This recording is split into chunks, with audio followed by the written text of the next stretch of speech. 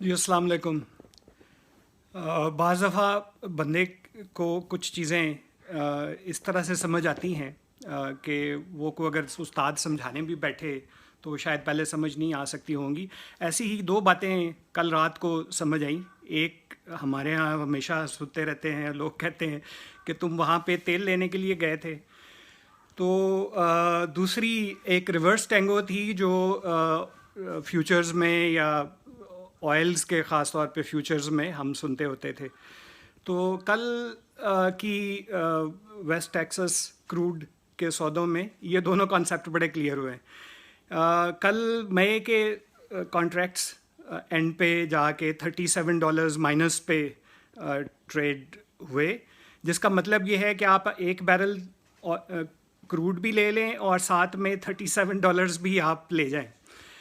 تو یہ بڑا ہی انٹرسٹنگ صورتحال تھی، جبکہ ان ٹوٹل کانٹراسٹ کل جون کے کانٹریکٹس $20 پازیٹیو پہ ٹریڈ ہو رہے تھے، تو 37 پلس 20 $57 کا ایک ہی وقت میں فرق تھا۔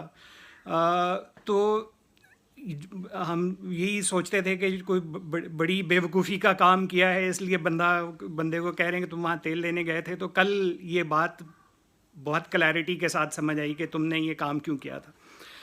میرے کل نیو یارک میں ایک دوست سے بات ہو رہی تھی، تو اسے میں پوچھ رہا تھا کہ یہ $1 تک تو آ گیا ہے آئل، اور کیا یہ کانٹریکٹس اس سے نیچے بھی جا سکتے ہیں، -$5 پہ بھی جا سکتے ہیں؟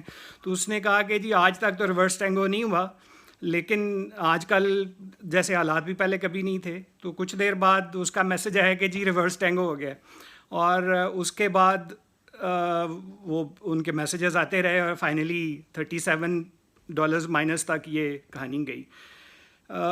اس سے ایک بات ہمیں سمجھنی چاہیے کہ مارجن ٹریڈنگ میں اور فیوچرز میں انویسٹ کرتے وقت آپ لمبے پیسے بنا سکتے ہیں، بٹ چانسز زیادہ یہ بھی ہیں کہ جب پیسے جاتے ہیں تو سارے ہی چلے جاتے ہیں، اور اس طرح کی صورتحال کریٹ ہوتی ہے۔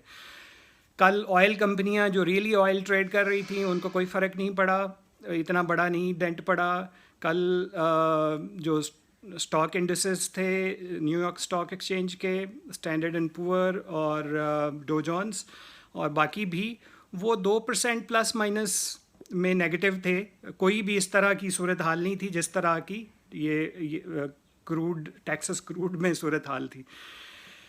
تو ہم پہلے بھی لوگوں کو یہی ایڈوائز کرتے رہے ہیں کہ آپ ریئل کموڈیٹیز میں انویسٹ کریں یا ریئل شیئرز میں انویسٹ کریں۔ مارجن ٹریڈنگ یا بدلہ اپنے ساتھ ہی بدلہ لینا ہو سکتا ہے، تو اس میں نہ جائیں۔